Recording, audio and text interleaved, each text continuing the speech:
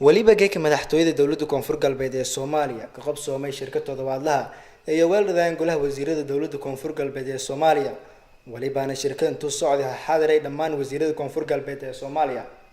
walibaana shirka doomiyay madaxweynaha dowladda koonfur galbeed walibaana loo ku hadalay armiyo kumideena amniga deegaanada koonfur galbeed ee Soomaaliya isaas oo kala fatahaada webiga Shabeelle dhawaan uska sameeyay deegaano hoos ka gobolka Shabeellada hoose taasoo markaasi hay'ad arintan kuwin oo la ka faaqay shirkada golaha wasiirada koonfur galbeed ee khamiistan qabsoomay gabagabadii shirkada Madusa dhamaadiyay waliba ku warbiyay wasiirka amniga guud dowlad goboleedka koonfur galbeed mudane Xasan Xuseen Xasan Eelay الحمد لله رب العالمين والصلاة والسلام على سيدنا محمد وعلى آله وصحبه وسلم. سيدنا سين مرقاسين شكل جيك اللي خمس لها هاي ما له خمس وبدياي. نعرفهم كم يمسنا جيك اللي حصل قاعد ولا كم يمسنا هاي. سيدي عدوة ومدن صومالي أوغوس لك كردي فدي سيدي لك اللي قاعد مفدي. ولين كلا الشركة اللي حق قاعد إني لبعضها كليدي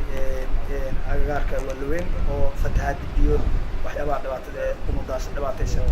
in iyadoo howlagaas ku shaqo leh ee wasaaraddu howlagaas lugta kale gudmo degdeg ah Suubiyaan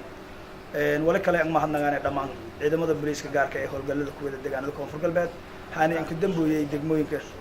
diinsoor cadowga dhibaatada ka hayo hubka ku furi wala la dhaayeeyay ma hasatiin insha Allah taala wala kale dhamaan fariin indiraan ciidamada booliiska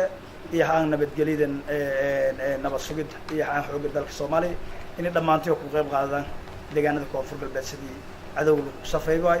sidii lagu safeeyay fadhi cadawga insha Allah taala walina ku rajeynaa in cadawga iyo ku safeeyaan iyadana ama sitiin insha Allah sida sandareertan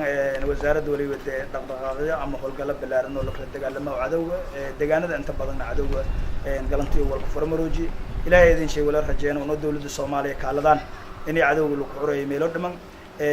دولة الفدرال كان ولك عصدانا إن شاء الله ولي عدو لك اللي دقال للفضية حمر الهروب إني هديب تكون رجانيا إن شاء الله. سنتين بلدك بيضاء صحواية دبا كل معلمتك دموي لان إلا مي ولا دي جرين أو دبلي مقريان والحقيقة أول. لكن بلدك بيضاء ولي هاي بلد أمانة إسد سنة الدرجة تان صومالي ميلك أمان سمو هذا الشجايو